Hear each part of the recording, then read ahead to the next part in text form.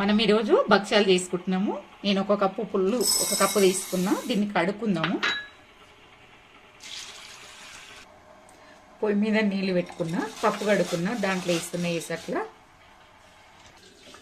ఇప్పుడు పప్పు పొయ్యి మీద పెట్టుకున్నాం కదా, పప్పు ఉడుకుతుంటుంది కదా. ఇప్పుడు ఈలోగా పిండి తడుపుకుందాం. ఒక కప్పు గోధుమ పిండి తీసుకున్నా, అరకప్పు మైదా పిండి తీసుకున్నా, పావు కప్పు రవ్వ తీసుకున్నా. అన్నిటిని మంచిగా కలిసేటట్టు కలుపుకొని తడుపుకుందాం.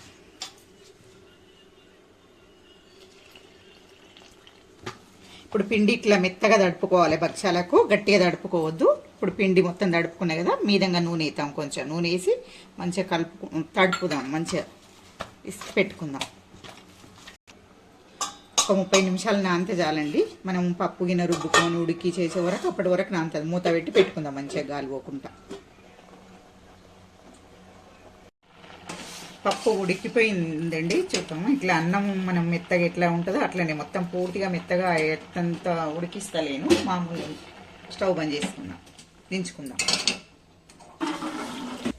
పప్పు చల్లారిన తర్వాత మిక్సీ పట్టుకుందాము. ఈలోగా మనం పాకం పట్టుకుందాము. గిన్నె పెట్టుకొని స్టవ్ మీద పాకం కోసం గిన్నె పెట్టిన పాకం కరగడానికి పావు కప్పు నీళ్ళు పోసుకుందాం. ఒక కప్పు బెల్లం, నిండా తీసుకున్న బెల్లం.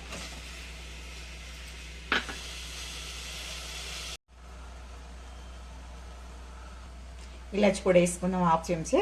పాకం ఉడుకుతుంది కదా, ఈ పాకం ఉడికేలోపు మిక్సీ పట్టుకుందాం. పప్పు చల్లారింది. మిక్సీ పట్టేసుకుందాం. చల్లగా అయిపోయింది. కొంచెం కొంచెం వేసుకుంటా వాడదాం. మిక్సీ పట్టేసుకున్నాండి. 2 వాయిలు అయింది. ఇట్లా పట్టుకోవాలి. పొడి పొడిగా వస్తుంది. ఇట్లా మెత్తగా ఉడికినాక పట్టుకుంటే లూజుగా ఇట్లా అదైతుంది, పలుకు పలుకుంటుంది. ఇప్పుడు పాకం వచ్చిందా చూసుకుందాం. పాకం వచ్చినట్టయితే కొంచెం ఇప్పుడు వచ్చేసిందండి పాకం. ఇట్లా ఉండాలి పాకం. మరీ ఉండగాదు, మరీ పల్చగా కాదు. ఇలా వేసేసుకుందామండి. వేసుకుంటా కలుపుకుంటా వేసుకుందాము.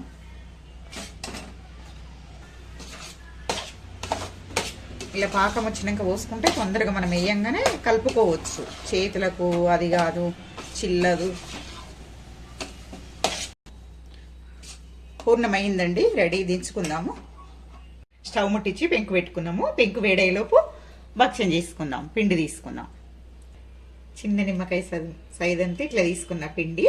ఇప్పుడు పిండి ఎంత తీసుకున్నామో పూర్ణం కూడా అంతే తీసుకుందాం. కరెక్ట్ వీళ్ళకు సమానం తీసుకుంటే మంచిగా వస్తాయి. ఇప్పుడు ఇట్లా పెట్టి ఇంట్లో నూనె చేయి అద్దుకొని, నూనె అయినా సరే నెయ్యి అయినా సరే ఇలా అంటే అంత ఇట్లా కవర్ అయిపోతుంది.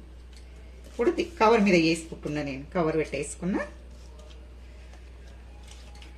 ఈ కవరే మళ్ళీ మడతేసి దీని మీద వేసి ప్రెస్ చేస్తే వచ్చేస్తుంది.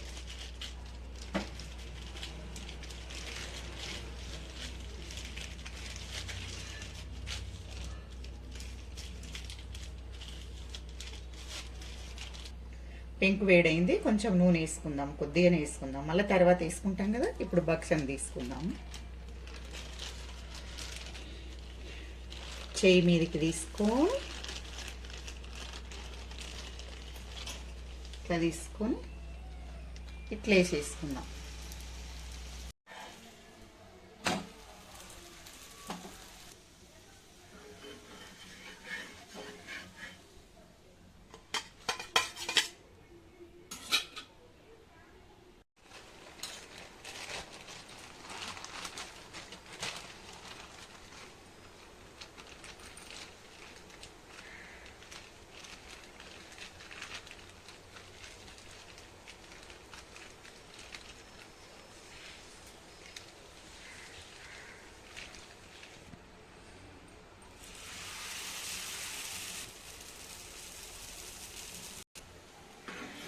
భక్ష్యం కాలిందండి. తీసుకుందాము.